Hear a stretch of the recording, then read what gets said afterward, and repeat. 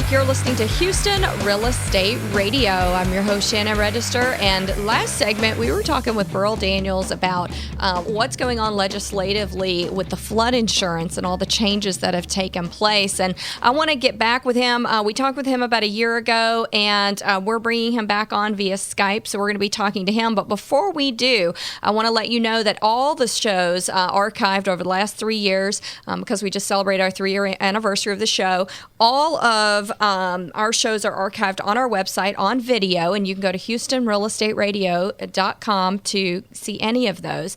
And also, we post a lot of them on our Facebook page. So if you're in front of your computer or on your iPhone or on any phone, you can go over to Facebook.com/Houston Real Estate Radio and give us a like. We also run some promotions over there, so there's always some books and things you can win as well. So we appreciate you following us. Burl Daniels, he's Skyping in with us. So welcome to the show, Burl. We're glad to have you back. Good morning, Shannon. So he's a certified insurance counselor, a certified risk manager, and a chartered property casualty underwriter. You've got all kinds of designations. Been around a long time.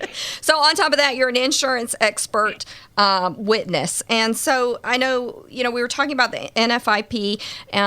Give us an update on what's going on now, just recently, because I know we talked to you a year ago. You explained it all to us. We know that flood insurance premiums are going up. There's a phasing in process. Just kind of give us an update of what's happening over the last year.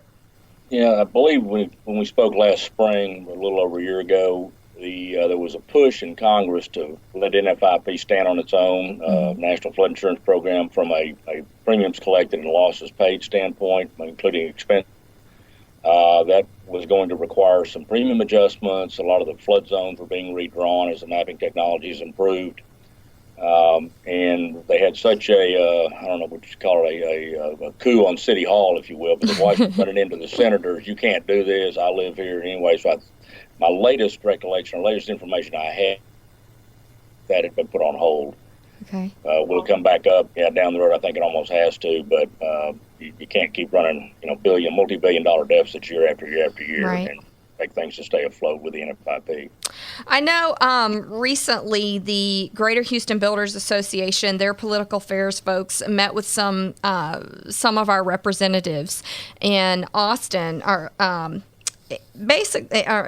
Washington, and what they're trying to do is put a hold on this, the changes that are taking place, because a lot of builders, as they're building homes and they're built in the 500-year floodplain, they have a lot lower insurance than they would if they're built in the 100-year floodplain. So as they remap and bring a lot of these 500-year floodplain areas into the 100-year map, it's causing flood insurance to go up for these builders as they're adding on new developments. And so I know when they met, President Obama had signed an executive order back on January 30th about floodplain development. Can you talk to us a little bit about that? Yeah, Shannon, I'm not a flood engineer, and I do the insurance piece. I don't know where that executive order stands today. I don't follow that week to week, but sooner or later the floods come. 100-year, 500-year, yeah, under elevation. We've seen them in Houston. Oh yeah, well, the Netherlands or New Orleans in our case, where cities are really under sea level. And so eventually, you certainly wouldn't want anybody building a floodplain, but in your particular area, I've spent a fair bit of time in Houston. It's pretty flat. So, but I do think the mapping technologies had impact on that. Drawing more accurately the elevations and the water, where the water's really going to go. You guys had Tropical Storm Allison, was just a totally random event, and there was water where it shouldn't have been, and things were high and dry that should have been 5 feet underwater. So they redrew a lot of the maps under the Tropical Storm Allison Recovery Project. There's various versions of that going on around the country. I don't know if President Obama had in mind to try to make the NFIP actually sound again, or what the whole political football, this is a political football because it's a federal insurance program. But you certainly don't want to be people building homes in floodplains. As we know, I think what we've had here recently might be, I don't know if you'd call it a 250-year flood event or a 1,000-year flood event, but you guys are getting the water we have here in North Texas as it has to go around some of the flood control dams on the Brazos, Trinity Rivers, and other rising waters.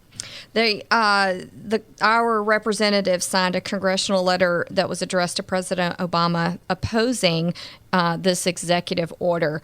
I know the National Association of Realtors has had a huge voice in this as well. Do you think that consumers are just going to continually to see their flood insurance rising? Well, after they had the march on Washington, when it was proposed last year to bring rates in line with the exposures instead of, as historically has happened, the government subsidized the losses. Right. NFIP has an enormous multi-billion-dollar hole. I don't know where that stands today, but it's in the many billions of dollars, and it's been like that for a long time. So whether the flood premiums rise or they are set to have some correlation to the actual exposure to flood is the question. Yeah. So in terms of rising, I don't know. If you have a home in a 500-year floodplain, those premiums are a little less expensive. You have a commercial building in a, with no flood zone, then those premiums will certainly be very low. You can buy flood insurance on top of the mountain, but it's just not very expensive if that's the case. So right. And they're trying to bring the risk of an exposure to flood claims in line with the premium. So the premium's in line with the exposure. So the premiums are going to go up. But if your home is currently in a 500-year floodplain and they redraw the map and now you're in a 100-year floodplain, your insurance is definitely going up. Well, if that's the case, yes. Now, they have had some provisions under the NFIP where you were grandfathered, perhaps some of the old mapping technology before the LANDAR and the LADAR, LANDAR, and GPS systems. They drew them with, the transoms and survey crews the best they could in the 70s and 80s. They're not quite as accurate as what we have now. Mm-hmm. But if that's what causes you to be moved in, there is some grandfathering provisions in the NFIP that you can keep your rates as long as the home is continuously insured, the premiums are paid. You can't have a lapse in coverage, but then you can keep the, quote, lower premiums, even though the risk is higher than you were originally represented. But if if a buyer purchases that home, the grandfathering in doesn't transfer to the new buyer, right? I think that's correct.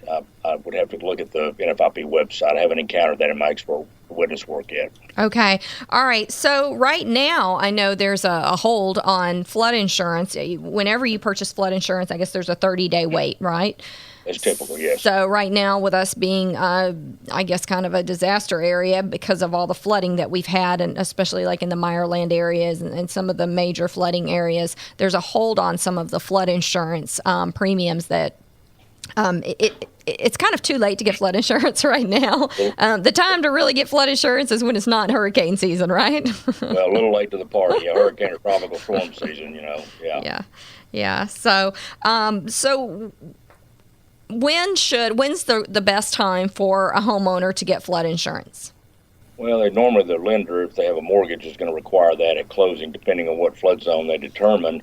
And we talked a fair bit about the new mapping technology. I would encourage your homeowners and or your industrial owners, your warehouse buildings and strip centers and whatnot, particularly around the Houston and the low-lying areas down there, lower lying than, say, Fort Worth, Dallas, where a larger percentage of the land is going to be in a flood zone or be more subject to flood, to rerun flood maps. You can go to FEMA. There's some links to the website. There's a voluminous. There are other sources to buy firms. You type in your home address, and it'll tell you pretty close, about $4 or $5, I think. Yeah, and for buyers who are purchasing properties, they can go through the title company. I know Chicago Title, our title company, will do it. They'll pull it up for them and let them know if it's in a floodplain or not, if it's in the 100-year or the 500-year, or if it's not in a floodplain. And I know one of the websites we were talking about earlier was www.floodsmart.gov. There's a lot of information on that site, right?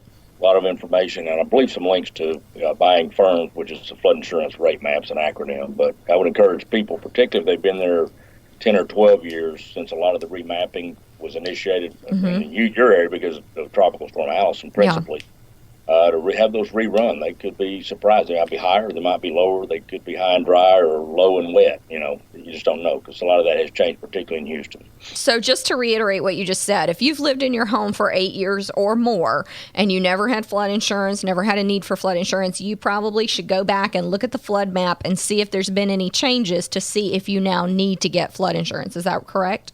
Yeah, that's just a rule of thumb. I think Tropical Storm Allison was 2004, and I think some of the remapping began shortly after that. There would have been other remapping going on before that, but just on on a macro scale. Because there are a lot of homeowners who've been in their home over 8 years and never even thought about this. Correct. I would think so, yeah. And a lot of them, their homes are paid off, so they have no reason to go out and get flood insurance.